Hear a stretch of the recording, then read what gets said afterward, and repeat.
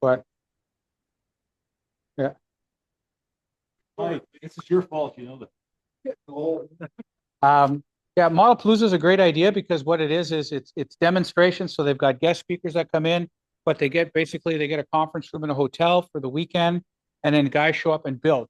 So basically, what Aaron's doing in the back there, what the boys are doing, it's basically 2 days of that with lectures, presenters. People are doing displays. They do cutting mats that are specific to the show, which is really cool. So kind of a neat show. So if you're in Saskatchewan in October, maybe I'll do a road trip. I'll take Mike with me. He's used to long distance. Yes.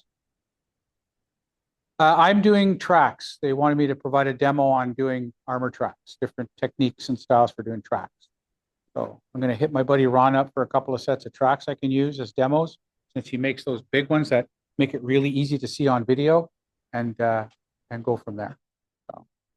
I think that's about it. The big thing I've noticed, it hasn't impacted us yet, but if anyone's been on Facebook, Hannett's, I think someone said BNA, kit masks, ITA3, all the European, all the offshore modeling companies are stopping taking US orders, right? Because they can't figure out who to pay for what and how much it is. It literally, it's tariffs. They don't know how much. They know customers won't take the hit, but they don't know who to pay. They don't know where to pay. Like Copper State Models, which used to be in Arizona, it's now out of Latvia. Lithuanian Post won't ship to the US.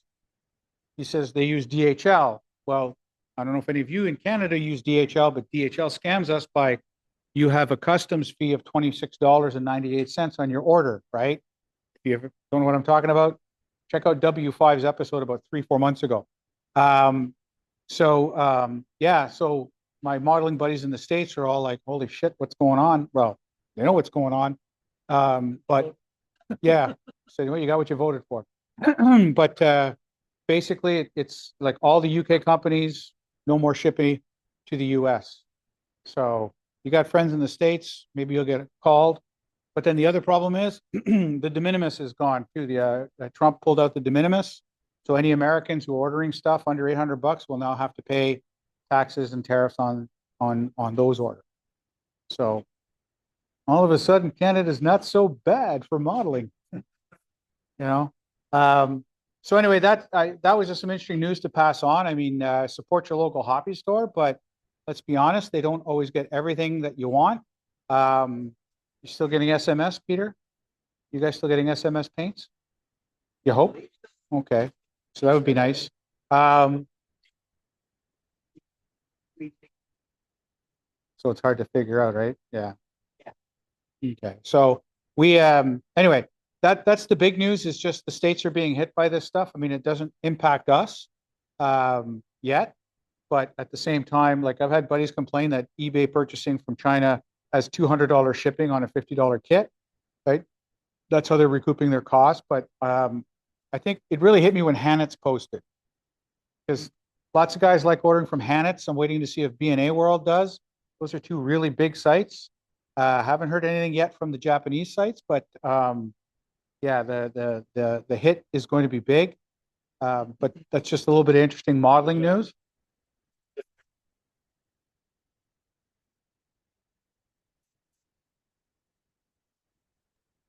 Yeah. Oh. I did find out a trick. Does anyone order from Super Hobby in Poland? No? Okay. It's like a surprise attack. Yeah, if you order, no, I found out, for example, Super Hobby in Poland, if you order from them, don't put your order in Canadian funds or US funds, do it in zloty, and then wait till you get to the checkout, and then you convert. And apparently you can save up to 10% on the cost by doing it that way. So private message me for more information on that, but I just found that one out. And Super Hobby's got it's a pretty good store. I got people who like to order from there. Anyway, that's that for that. We have our raffle. Like, Bill's not here. Bill had to deliver an HMS hood to Winnipeg, so that's done. He's coming home safe and sound. But I've got the raffle tickets. So if you're interested in getting into the raffle tonight, besides the cash prize, we have nine. That's nine. That's nine. Thank you, Mary. You're quite correct. The fact that he can count to 21 is a miracle. There's 9 prizes. So we've got model kit, t-shirt, we've got books, we've got stowage, we've got a Jeep, and we got the cash prize. And also this from Will. Nice. Thanks, Will. So MDF shelf. I like that. Also, we have a donation of mostly Roadrunners, right? 68 Roadrunners. There's a GTO. So these kits, they're not complete. They're mostly the bodies. But if anyone's looking, these are free to a good home. So the Roadrunner is looking for a home. So if any of you are feeling wily for a savings, these kits are in here. So, I mean, you can print off, right? Talk to Ron for Ron's bits. You can print off bits and pieces for these things if you want, but these are free to give away. And we've got some magazines also. These are free to a good home. So that's our cash-filled, prize-filled extravaganza for this. That's it. No. Yep. What's that? Oh, also, this will be the last meeting we're holding on Zoom. Oh, due to the end of the year. Sorry. All right. Sorry. Yeah. We've paid for Zoom. So we're going to be stopping the Zooming in on our meetings. Again, right.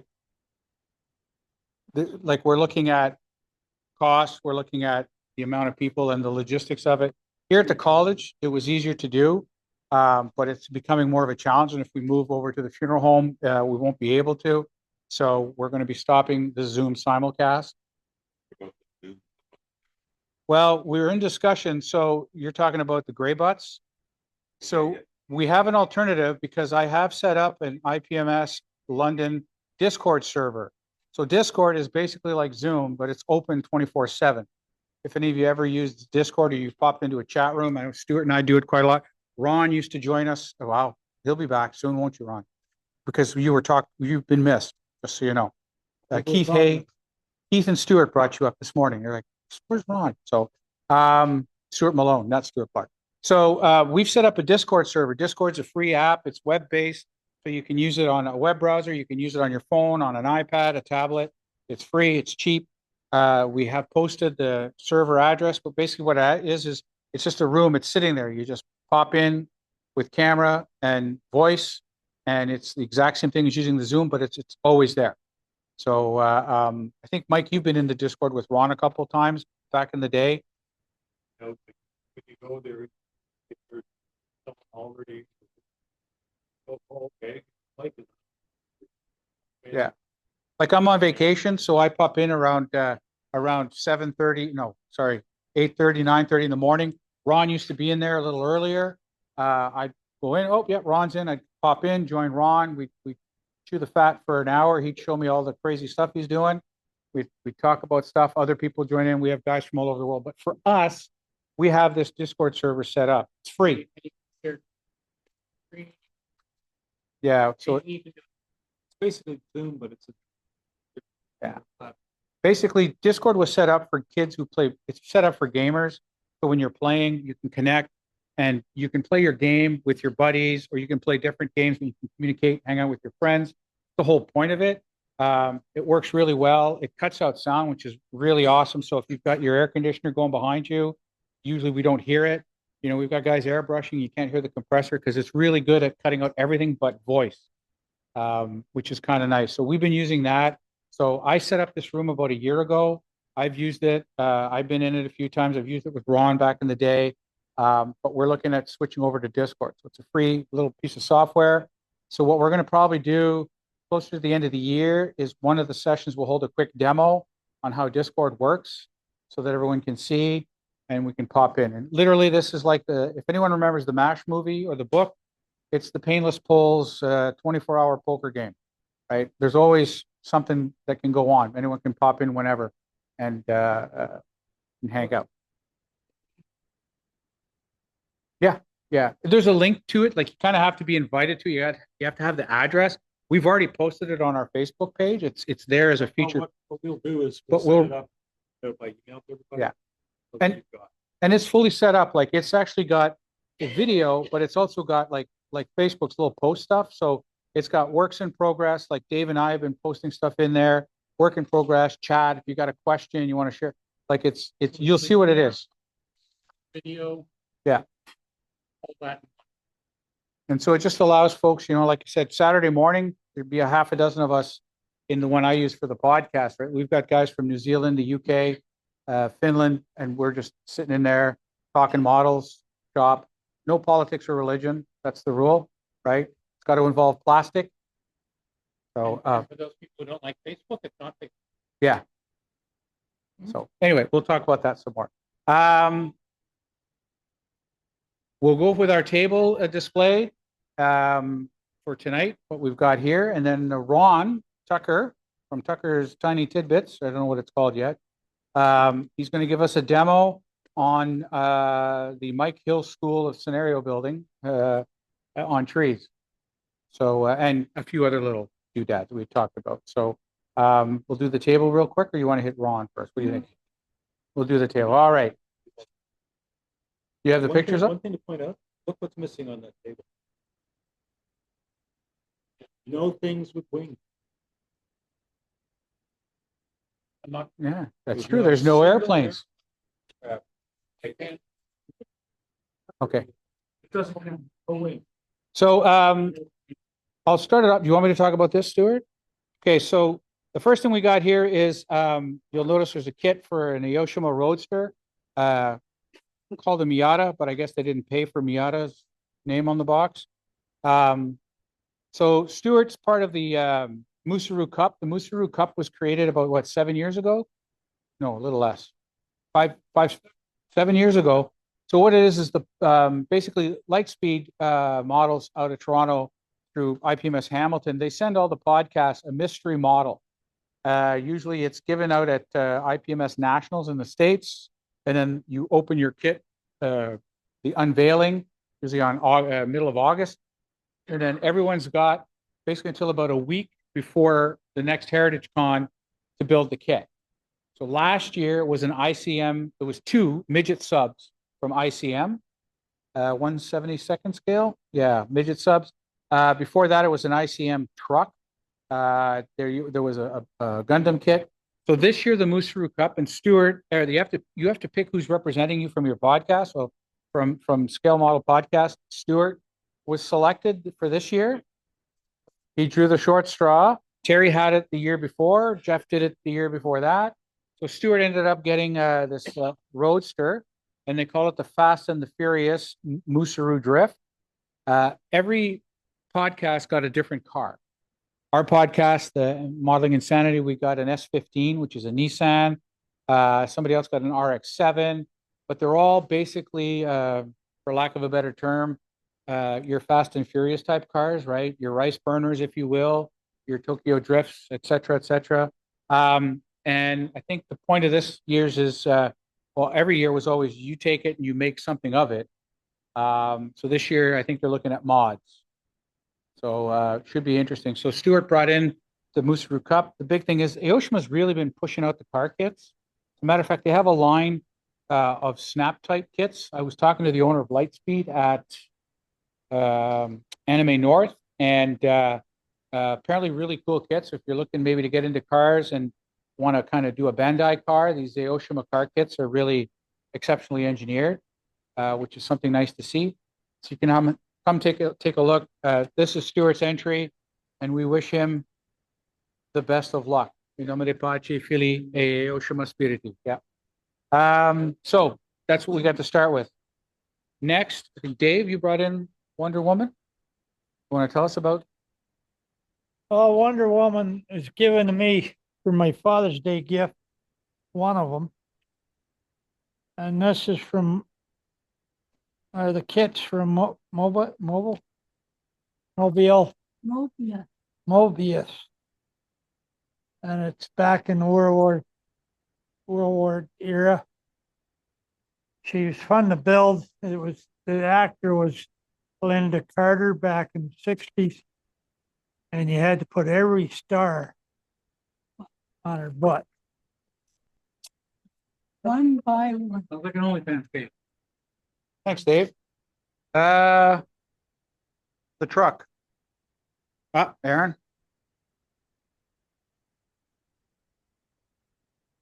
So it's a truck and a Vickers machine gun crew. These are for wargaming, bolt action from Warlord Games. It's their 1/56 scale. The truck I brought in because it was interesting to me as a first build out of ABS. I don't know if anyone else has worked with ABS or ABS glue. That was a whole experience. Curious to know if anybody's ever cut down the bristles on the Tamiya ABS glue brush just to make it a little more workable because it's really viscous stuff. A little trickier than your average ultra thin, say. Sorry? Just use a paintbrush? A better tip. Good tip. Yeah. Good to know. Yeah, I was just thinking of like whittling away some of the bristles down to like one or two to make it a little finer tool. But yeah, brush is a great idea. Thank you. Nice. So yeah, hasn't got any paint on it yet. I've left some parts off because I want to be able to access the cab to paint the interior still, but been working on gap filling with putty, etc. That's about it. Thanks, Aaron. Next is a Godua. Gazuru.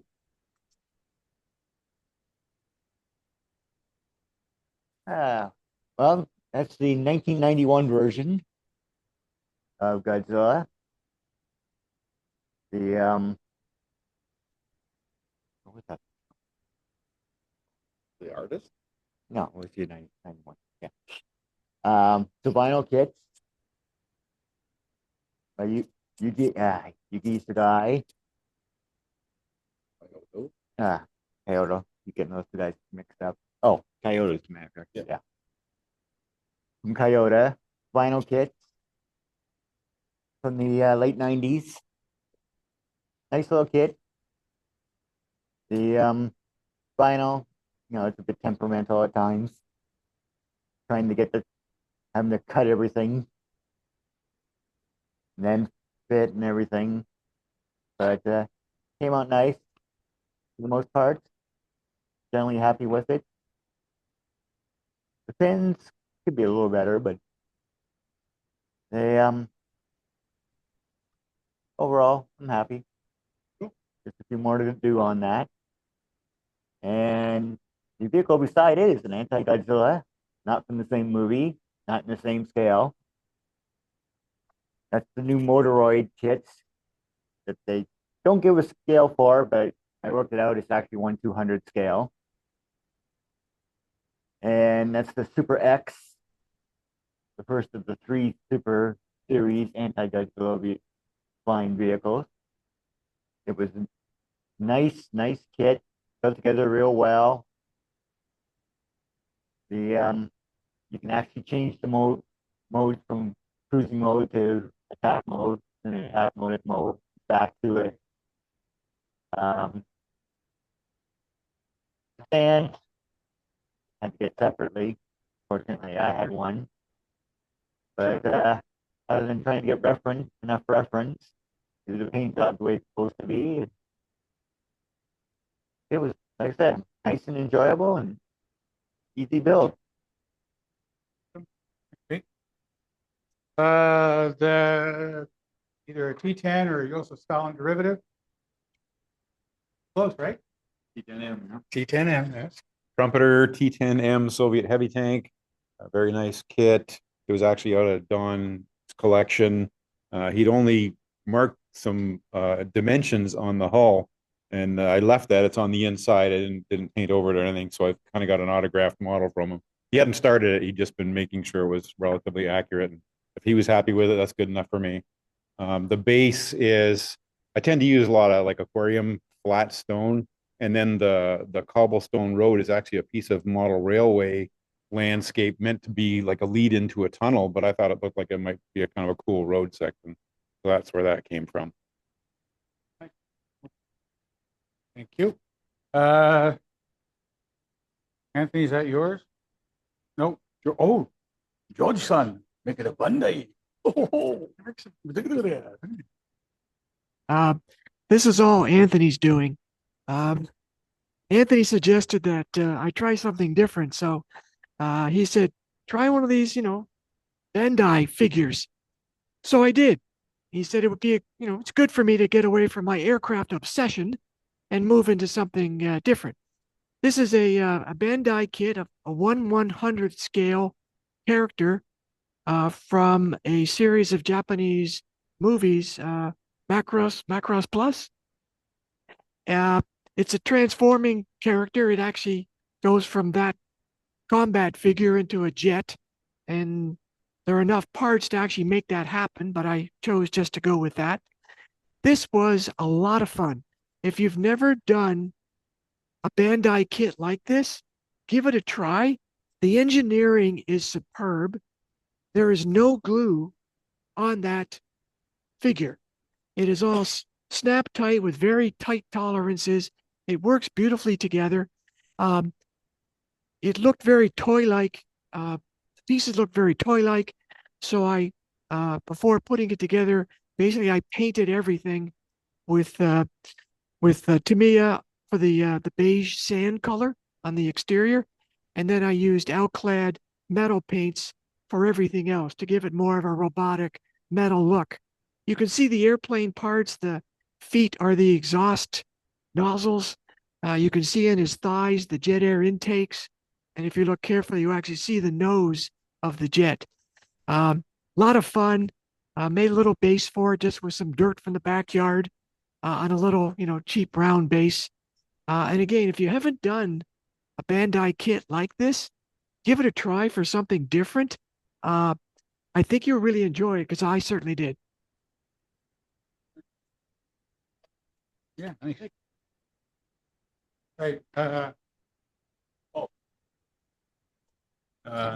Yeah, this is the Polar Lights or Mobius. I can't remember who made it now. Mobius? Yeah, Mobius 1/144th scale NX1 Discovery from the movie 2001, and the HAL computer, and then a piece of wood that I painted black so it looks like a monolith just to balance off the HAL computer.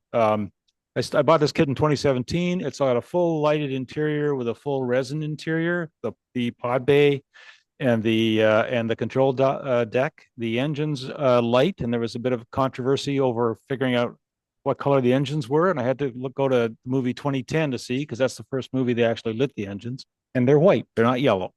And then Hal's eye lights up. That's a separate switch, and then the third switch is for the pod bay doors, the pod bay, and the pod and the control room. And I've did an article on this probably about 3 years ago. I started the article 5 years ago, and then I got stalled trying to figure out how to build a stand for it and how to light it and what else to do. And I finally finished the article about 2 years ago, and it should be in the next month's IPMS RT, according to the editors. So that's why I brought it in today. I've been terrified trying to bring it in the car because I know it's going to crash, and it's the most fragile thing ever, even if it does have a steel spine running down the middle of it. But anyway, it's here, and it was a lot of fun to build, even though highly repetitious, all the parts. And the real pleasure in it was the paint process and the sort of weathering, space weathering, and trying to figure out how they painted it, because it looks white on the screen, but when you look it up close, it's not white. It's really more gray and lots of different panels, colors. So that was a lot of masking, a lot of that kind of work. So a lot of fun. It is, and first time I tried doing lighting, and it works. It's kind of fun. I really like it. Yes, Peter. When am I going to do the 2010 version of it? When I get a smaller one. There's another kit that's half that size, and then I'll just do the same thing and I'll paint it yellow, and I'll get it spinning like a clock. Oh, yeah. Oh, give it to Ron. Ron, yeah, you're up there. Okay. Yeah, the work continues on this Machine and Krieger version of a Kettenkrad. Just been adding a lot more detail that I've been designing in Tinkercad and making for it. So just about to the point now where all the blue tack will come off of there now that I've got everything sorted out where I want it to go. And I'll actually start gluing all that together and then paint it up. Looking good. Mikey, where's Mikey? Pick up, right? This is a Revell kit that I started up at the cottage a few years ago. And my paint all went bad. It all orange peeled on me. So I thought, nah, I didn't want to throw it out, but I put it aside. And a little while ago, I decided to start over. So I sanded it all back, stripped it, redid the whole thing. And just a basic 56 Ford Revell kit. And turned out pretty good for like a second attempt, right? So, yeah. And I brought my last two builds in. I finished one of them actually this afternoon. So the really small one is a 1/44 scale tank that I bought at a show for $5, and it's the smallest scale I've ever worked on. It was a whopping, I don't know, 8 pieces, but it has photo etch. Just to annoy you. What happened was I was at Ron's place and I'm like, what are you doing with that little scrap? He goes, nothing. Can I have it? Yeah. So that turned into the base. I saw it. It looked kind of cool. And I might try to get him to puppy mill more demos for me. But that base kind of made me think of what you see there. So the kit, I think 23 hours from when I cracked open the box to when I took pictures to post on the internet. So it was a quick little build. And then I'm still on vacation and some people were bothering me. So I did the Puma, which is a Magic Factory 1/72 scale kit. And great build. I wanted to make a base again. I think I've been seeing Mikey's pictures too much online. So I wanted to make a nice base, make it look better. There's always talk about including the vertical when you're doing, so when Ron's talking about these dioramas and vignettes, one of the things guys who build this stuff talk about is including the vertical. One of the shows I was at, they had these 1/16 scale German soldiers going down the side of a polder. So it would be in the Scheldt estuary. And it won a lot of acclaim. And one of the things was how it captured the vertical because the guys were going, like the whole diorama was kind of high, taller than it was wide because they were going down a slope. So I wanted to do that with my little Puma and make it go up a little leafy hill. I posted that today. I was very happy to say that no pigments were harmed in the making. Pigment powders were harmed in the making because I went with just AK pencils to try to schmutz it up. So they worked really well, especially for that small scale. So it was a great kit. I'm going to take these both to Torque Can, I think, see how they do. And that's it for the table. So, yes.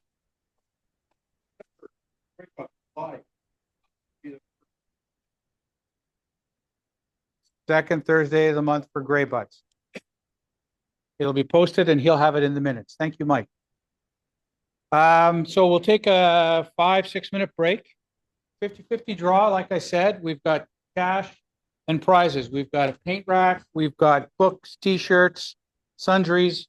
So if you're interested, we're going to take 10 minutes, take a look at the stuff everyone brought in, and then we'll have a demonstration from the inestimable Ron. Hey, Fran. Can Fran hear me? Hello? Hello? I can hear you. Hey, Johnny. We can hear you. Yeah, I have a question, Fran, or anyone who knows about the virtual model show Oh, yeah, we The- were talking about that pre-show for pre-show.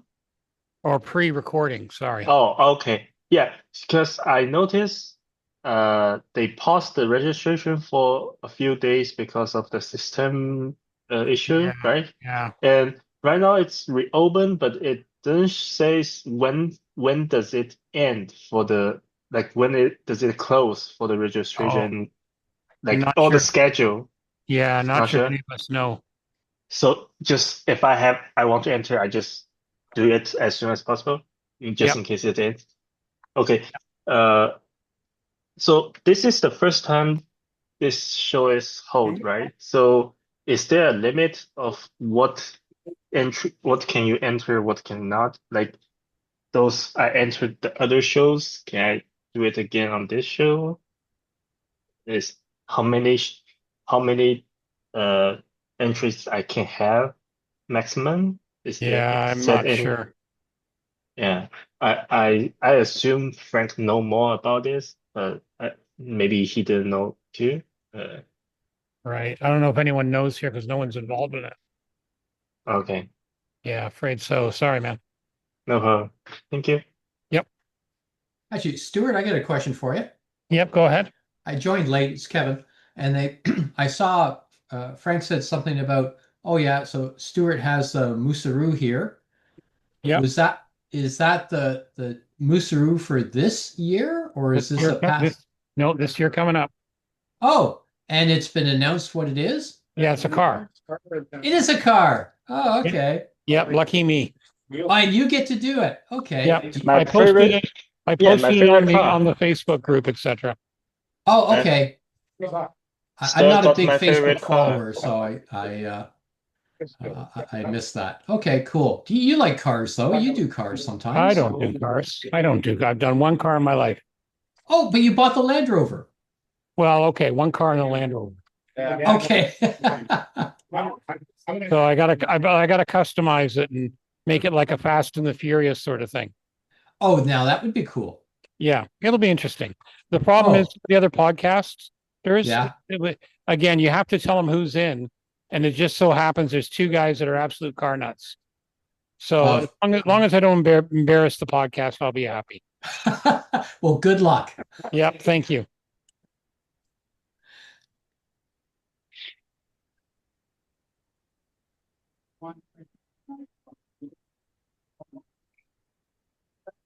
Yeah, I'm just going to turn the mic off for a few minutes, guys, so I can charge it.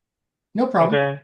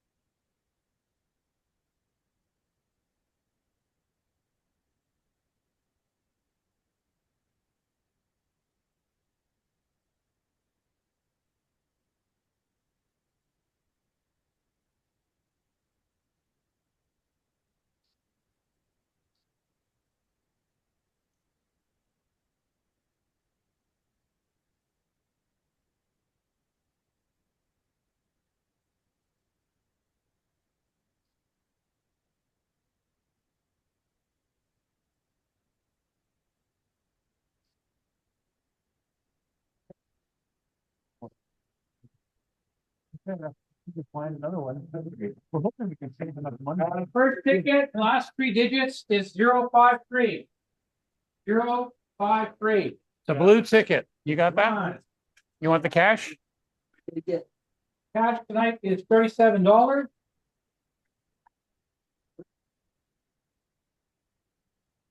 Yep, so. Jeff, you want to pick the next one?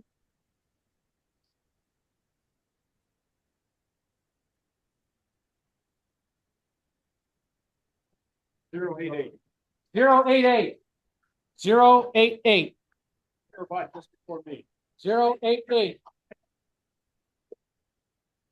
don't know what I did with my ticket.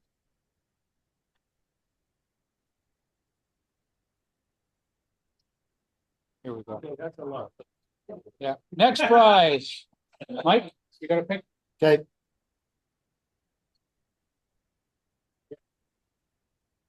Zero 54. 54 is Ron.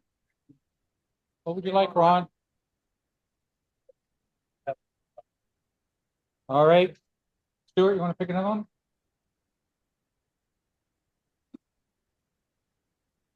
Uh, 027. 027. That's an early purchaser. Is that you? Mary, what would you like, Mary? What do you want, Dave? Got this for paint. Airplane books? Look. Deep. And here. All right, Keith. I'll pick another one here. 023. What would you like, Mary? What would Dave like, Mary?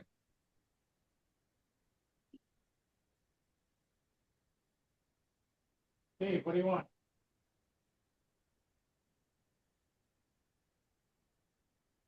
Who likes the night rack? Thank you. Thank you. Here's George did. Mary got it. You got it, Mary. George did. So, thank you, Mary. Wonder Woman and a rat. 101. 101. 101. But just after. Or in Bantu, 101. Yay.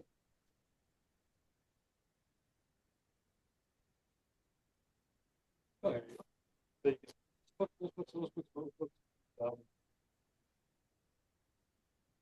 134, which is me. Nothing, I'm good. 45. Yay. What do you want, Kevin? Books are here. The gear's 1/24 scale. 1/24. So you can put storage on a car. With your Land Rover kit. Oh.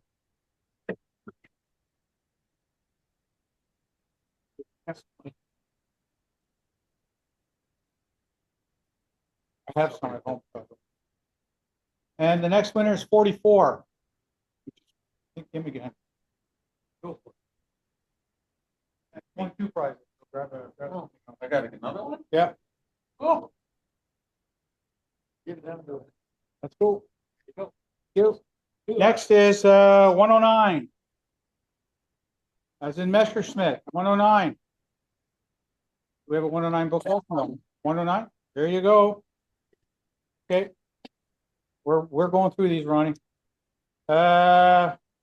52. 52. I want to see you with them. Okay. 26. Mary, what do you want? Stowage? Corsair?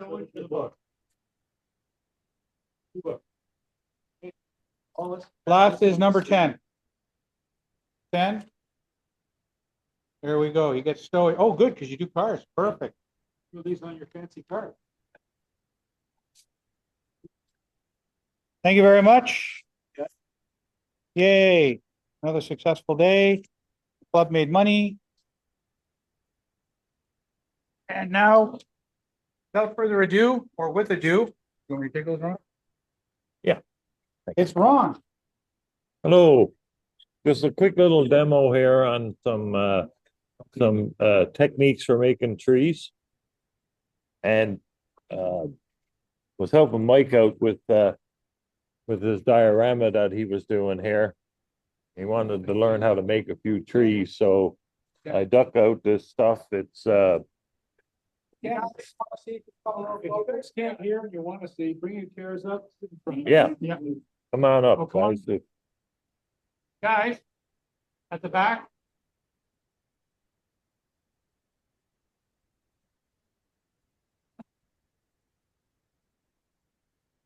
Okay, so there's all kinds of videos and everything out there about doing trees and scenery and everything. So just wanted to talk about kind of one aspect of it, or one material that you can use for some pretty decent looking trees for a diorama in, the smaller scales up to about, 1/48 or so. Anything larger, you need to go to, something a little larger with bigger leaves to make it look more realistic. But this was predominantly for model railroaders. They use this material. It's a natural plant called sea foam. Now, I don't know what the botanical name of it is, but you can look that up on Google. But, it's a fairly tough natural material, you can, and so with the leaves that I put on these, I use, again, from Broughdale, in the model railroader section with the scenery stuff. You can get this stuff made by Knock out of, I think they're maybe made in Germany. There we go. And basically what these are, the leaves are just little circles of punched out paper, right? So they're very, very small. I mean, I can pass that around. So basically the whole technique with this, I'm not going to spray any of the stuff or anything, because you can either use hairspray or, a spray adhesive of some sort. And basically all I do is like put some of that material into a tub, right? Take your piece that you want to put the leaves on, give it a spray, dip it in, take it off, job done. So pretty quick technique for doing trees. Now this one here that I did, I wanted to make it look like a birch tree.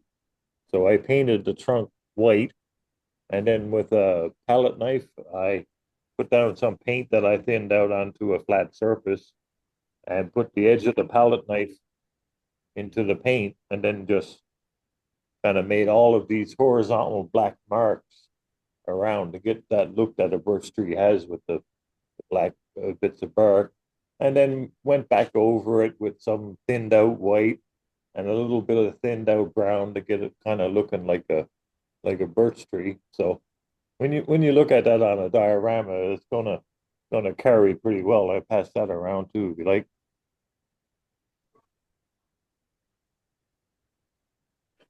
Yeah, that comes in like I've got like 3 different colors, like kind of a dark green, medium, and then that one that I'm passing around is light. I think there's autumn colors that you can get as well. Yeah, now those that Mike used there, he bought some stuff off of Amazon.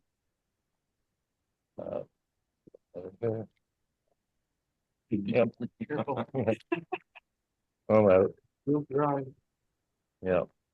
So they were like punched out leaves that would probably be suitable for, even up to 1/35 and so on.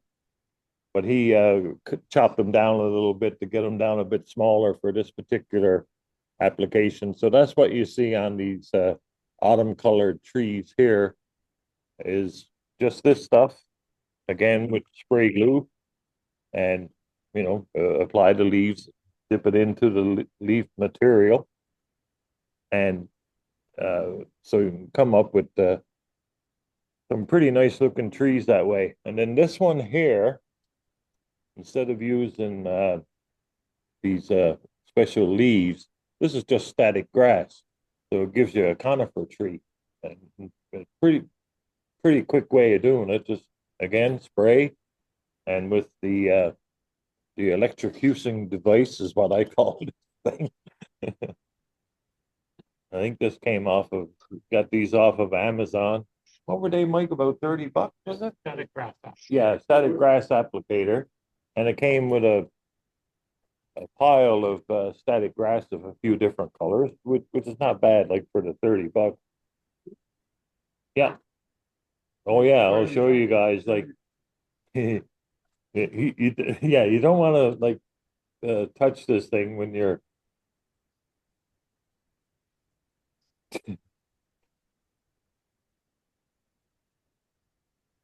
Right. So it'll give you a good wake up call. But anyway, you fill that up with the static glass, press the button, put whatever glue you have on for, ground or on trees or whatever, sprinkle it on there, and it's gives you a decent looking evergreen tree.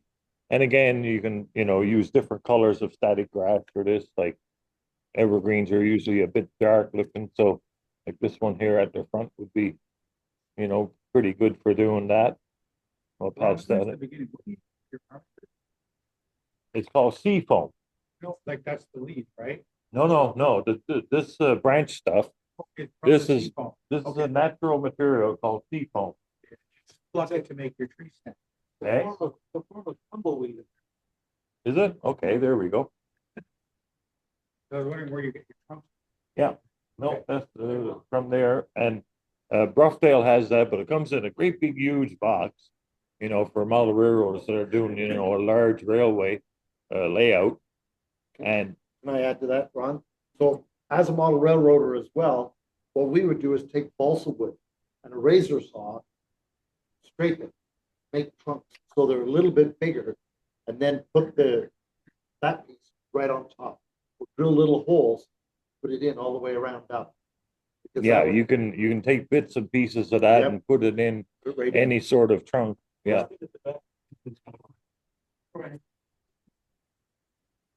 Broughdale Hobby has it, like it comes from Walther's, but it's in a big box, like enough to do a whole layout, like probably half the size of this room.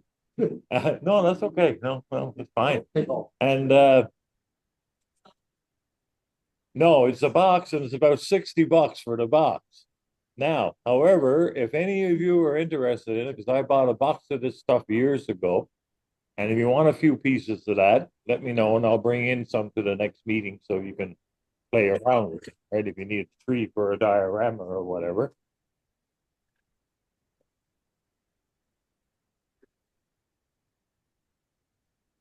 That's it. It's this knock leaves. Just pass.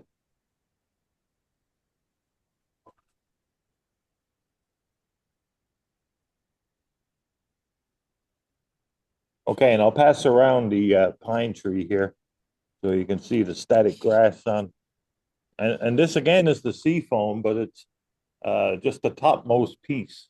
Whereas this one here, like this part of it is missing, right? Like take the top off to use for evergreens and then deciduous trees with the lower bits. And then on here, pass that around. I've got different, the other thing you can use with this stuff is just ground foam, right? Like that you see. That's static. Yeah, like that's just foam that's like dyed. And again, that's a model railroad material made by Woodland Scenics. And you can get that like in all kinds of different colors. And this particular one is called fine turf, right? So you use that on your railroad for like just general grassy areas, things like that. But on these trees here, and then there's also one that's a coarse turf, which is bigger clumps of the foam, again dyed green, right? So you can vary up. So on here, you can see a bunch of different sizes of the ground foam. on some of those bushes. And then on the other ones is just some of those knocked leaves on there. Here, I'll pass that around.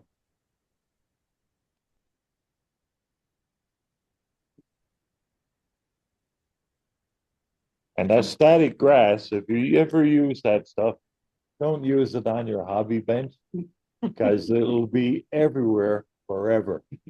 Right? It's so fine, right? Like I generally, take like a box from a, container of Pepsi, cans of Pepsi, take it over in some area of the hobby room that's not near the workbench and, do your work with the static applicator and everything, and then chuck the whole works in the garbage so you get rid of all of this, all of this foam or fine. There's actually like polyethylene fiber or something like that. That stuff is made from. So it's like I say, it gets everywhere. So you don't really want to use it directly on your hobby bench. I'll pass this around too. Like this is all the different colors of static grass that came with this applicator. So it's a pretty good starter set. And these applicators, you see them like up near to like over $150 for some of these, like that are like really, made very well and very good. But I mean, this works just as well. Just don't lick it. Yeah. And Dude, whatever. yeah. There was a video on Facebook the other day about that, about a guy licking one of those tennis racket bug zappers, stuck his tongue onto it. So he basically tased himself. So. Gotta clean your bean tools somehow. So anyway, this material, you'll probably find smaller amounts if you put in sea foam, scenic material in the Amazon. I'm sure you'll find smaller amounts of this stuff that might even come with some foliage, or you'll see scenery kits on there that have it in there. And the other thing I wanted to mention, like I say, this is good for small scale stuff. Anything bigger, you got to go with like a leaf punch to punch out paper leaves or what have you. But there's also European companies now that are making some like really good looking, a combination of natural materials and synthetic materials to make really detailed looking trees and bushes and hedges, flowers and all kinds of stuff. But they want like between 10 and 15 euros for about 3 bushels. So if you're doing like a small exclusive diorama for a show or something like that, well, yeah, then, go ahead and probably justify the cost of that stuff. Like I'm curious enough, I'm going to order some of it in the future. The next time I do a 1/35th diorama, just to give it a try, because I won't need like too many trees and bushes on something like that. The only place I've seen Hudson and Allen, if anyone's ever ordered from Hudson and Allen, Michigan Toy Soldier carries their stuff. They do packages of like, they'll do like autumn leaves.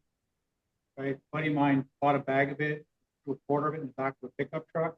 And it looks like a pickup truck that's been sitting in the backyard for like 2 years. Yeah, That's cool. a local, but Ron's right. Usually it's Euro stuff and it's not cheap. Hudson and Allen's pretty okay. If you're looking for that. Yeah, I wonder. And as far as leaf punch goes, Green Stuff World makes leaf punch. Games Workshop, not Games Workshop, Game Chamber sells them. So I've got one. I need more, obviously, but yeah, that's an awesome idea. Yeah, no, it's a cool material to use. And I mean, you can use lichen or lichen or whatever. That will work the same sort of way for your base to put leaves on. You can, and I mean, like I say, I didn't want to go into too many techniques of doing this because there's so many of them out there to look up. Matter of fact, I was even thinking I was going to come for the demonstration, give 12 links to YouTube and say, there we go, done. So you guys can look up all that kind of stuff. But Broughdale has a you know, pretty good selection of the scenic materials. So, you know, give it a try sometime. And like I say, if any of you want some of this stuff, you're welcome to, yeah, there you go. Well, a friend of mine thinks it's funny that I built one 144, but he ordered 5 off of AliExpress, and they should be at my house next week. Sounds like it's Malone. Yeah, he found 5 and he goes to the. And just point out here, like some of the loose stuff fell off of this and got on the table here, right? And I mean, if you look at this stuff, how fine it is, and it, yes, Fanshawe can have it. Yep. There we go. Does the hairspray ever lose its ability to hold? Well, generally, when what you're I working do with with it? all of this stuff We're not is, familiar with these products, are we? No, it's outside of my. yeah, well, spray, Yeah. yeah, spray adhesive, right? It's just a substitute for spray adhesive, basically. And what I do with this, you know, spray one coat on first, let it dry for a few minutes, right? Then spray another coat on, dip it in your leaf material, right? Let that dry for a minute, then give it another spray for permanent hold. And don't forget, Mike, if you want to do weathering or chipping, hairspray can be used for that too. Yeah. And I mean, there are, if you're doing something with bigger leaves, well, then you know, move up to like a, you know, PVA glue or whatever, spread over everything. And then there's another way of doing trees that I'll just briefly go into. And again, this more to do with the model railroad thing. You can buy these tree amateurs, right? And these are molded plastic. They used to be molded lead at one time, but you can bend all of these branches around to, you know, to make it into more of a tree shape. And then I bought this tree kit that had like a bunch of these in it of different sizes. And of course, you can cut these down to make them smaller. And I mean, I've taken them, cut off a bit, and then added a bigger trunk onto it, like that diode that I did for the show with that red-haired monster thing, right? The tree on that, I added just twisted wire ends to these branches, and then using epoxy putty, I made a bigger, gnarly looking trunk on the bottom of it. So it's a good base for, you know, making into other things. But this came with like bigger clumps of foam that you would just stick on all over the branches with scenic glue or PVA, you know, uh, any sort of thing like that. So that's another option for trees, and these are not real expensive, but you do have to buy a bunch of them because again, it's geared for doing a, you know, a whole layout, you know, kind of thing. So, what else have I got here? And then another product that's pretty good for doing trees is this stuff is just called foliage. And what it is, it's like a carpet of this foliage. Tear off a bit. It's a polyfiber that's got some of that foam adhered to it. So you can use that like for vines on the side of a building, or you tease it out and drape it over, you know, one of these, or even, you know, over some of this stuff to give a more open look. Because when you pull that apart, see, it makes a mess, but it's a nice material to use. And again, that's available in a bunch of different colors. Like I must have probably, I would say, 24 ground foam colors, different grades, you know, a couple of different colors of this stuff. And then those fake leaves that I passed around, a couple of colors of that. I've got enough to make any number of trees for a diorama for a lot of years to come. And having said that, I think we're pretty much covered everything that I brought along here to use. Anyone have any questions? Yeah, any thoughts or questions on some of this? Oh, and that seafoam material has sort of these like kind of leaves that are in amongst the structure of that stuff. So you just got to go in with a pair of tweezers and pull these little leaves out of there. Use them for your Japanese Pacific front area. Yeah, you Or could use whatever, it for whatever. Yeah, and depending, of course, on the color of the foliage that you put on any of these amateurs, you know, dictates the season. Some of this stuff looks really good, like if you're doing a snow diorama, you know, you put, you know, basically don't put anything on these, leave them as dead trees. You know, sprinkle your snow on it, they look fantastic. So that's that. Thanks. Thanks, Ron. No problem. Here, Frank. So, thank you. Yeah, I'll take that. So for demonstrations like this is, this is what the club asked for. We've had guys ask for airbrush. If anyone wants to do an airbrush demo, I mean, sure, one of the exec could, and George has in the past. He may be willing again, but there's one thing to ask for an airbrush demo, but what do you want to know? You want to know airbrush types? You want to talk, you want to have a discussion on what to get, how to get yourself set up, hoods, things like that, how to properly airbrush. That's one thing. So we need the feedback from the group. Yes. Airbrush maintenance. That's easy. Mr. Tool Cleaner. The next question. Yeah. I was showing you things, but that was private. So I'm just kidding. Yeah. I'm showing this tool, that's fine. Well, no, but like lots of people like to use Windex, but you shouldn't use Windex because it'll cause the nickel plating to wear off. Yes. Ammonia. Yeah. So just give us some feedback for the shows. Yes. Rookie airbrushing. Okay. We'll talk and we'll come up with something for the next meeting with airbrushes. But if there's something you want to see, terrain techniques, stuff like this, let us know. And that's what we'll bring forward. Okay. So next meeting, new location, same bat time, same bat place-ish. We'll get you the address for the location. Thank you. Yeah. Yeah, we'll later on this year, we'll discuss the Discord. So we have the room until 9. Feel free to enjoy yourselves. It's been wonderful seeing you. See you in September. The song. Which one, Ron? Okay. Thanks, guys. Thank you. You can break these. See you. That off. See you. This tree right here. One that could go in.